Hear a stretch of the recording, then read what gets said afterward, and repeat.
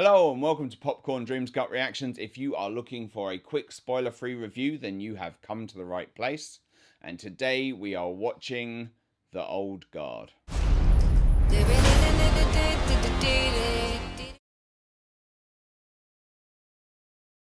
It was directed by Gina Prince Bythewood and written by Greg Rucka. A covert team of immortal mercenaries find themselves exposed and must fight to keep their identities a secret, just as an unexpected new member is discovered. It stars Charlize Theron, Kiki Layne, and Chiwetel Ejiofor. This film oddly made me remember a book by James Joyce called The Dubliners.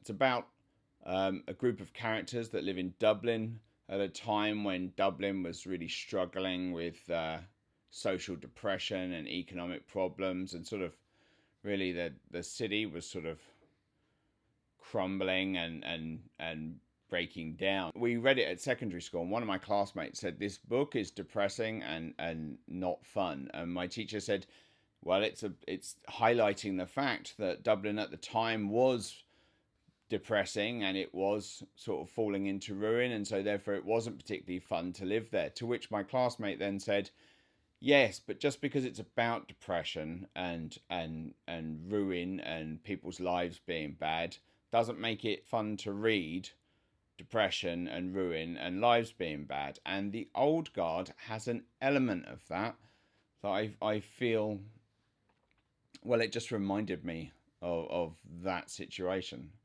The characters there are all very, very old, so they've all got an element of being tired of life.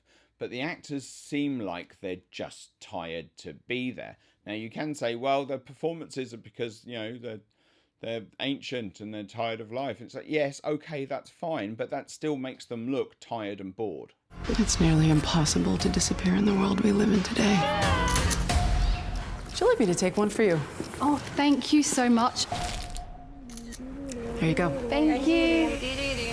I don't know how you would solve that problem. The actors are good.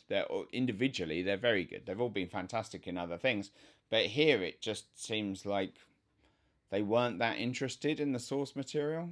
Chiwetel Ejiofor is good. He has a style that's very distinct, which makes all of his performances very similar. He has this sort of quiet but serious way of speaking. So he's great when he's employed as a man who is very serious about what he does and what he's trying to achieve. His way of speaking and the way he holds his body is kind of stylized but very effective. These are extraordinary individuals. I feel sorry for Kiki Layne. Her character doesn't quite fit. That's partly deliberate because she's supposed to be this new addition to the group. But rather than her just feeling like a fish out of water and slowly developing to be a member of the group, it just feels like she doesn't quite fit at all. She contrasts too much to the rest of the group. She is saddled with some awful dialogue at times. It's trying to make her feel like sort of contemporary as opposed to sort of the other characters who are all much, much, much older. But she just feels like she doesn't really belong in this story. An army of 5. Shit, let's start a band. All of the other actors do their best with, again, some very silly maybe silly isn't the right word. Maybe the dialogue is trite.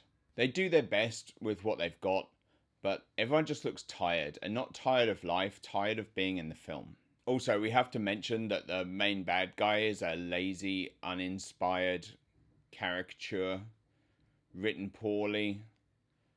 It's just, he ticks all of the Hollywood, we didn't really know how to make our bad guy interesting, so we've just got the list that we ticked off. He's big business, he's a white guy, he's sadistic, it's just a bit crap, really. Oh, and he's played by Harry Melling, who you might remember from the Harry Potter films. Yeah.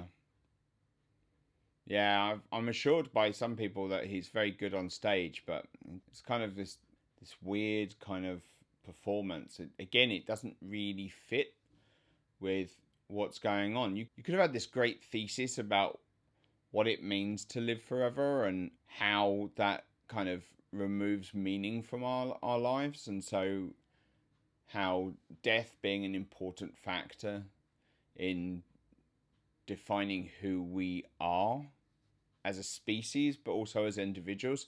And instead, you just get this, hey, it'd be really cool if they were living forever. Oh, hang on, we better be serious for a moment. Oh no, it's a real burden living forever. Hey, but this is cool because they get shot a lot and then they stand up again. Wow, that's amazing. Yeah.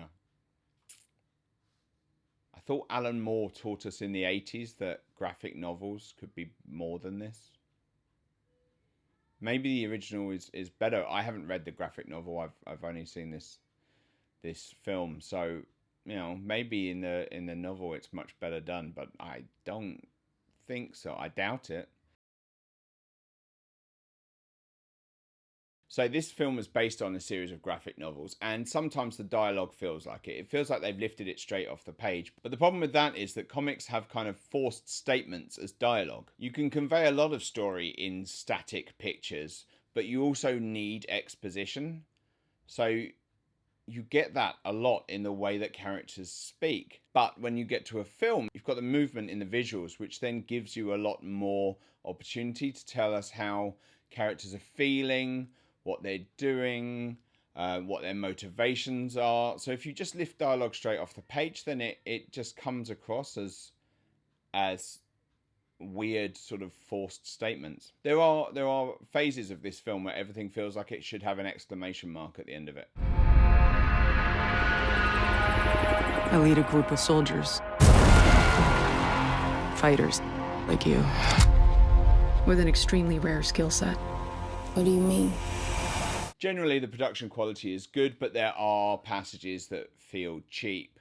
Like the untouched cave that is easily findable just off a road. The sort of interiors of that look very kind of wobbly wall syndrome.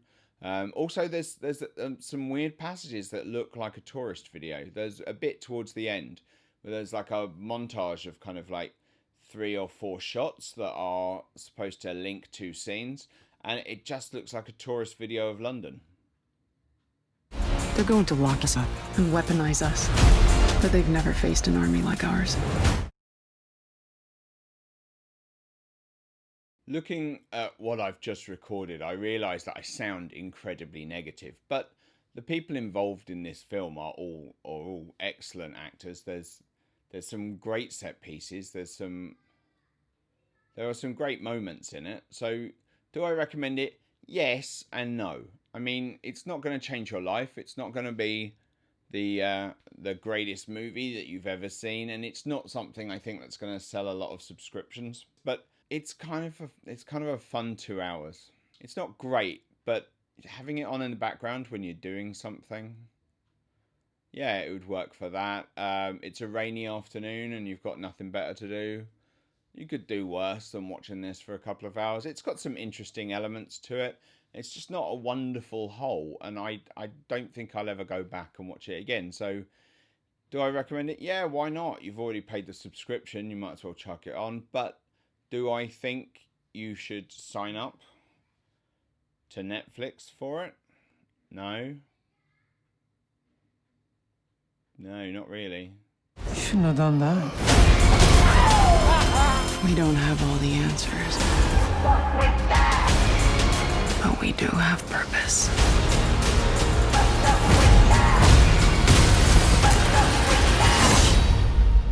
I strongly recommend that we leave right now. So, thanks for watching this review. If you liked what you saw, don't forget to like, share, and subscribe, and click the notifications bell. And I will see you next time on Popcorn Dreams.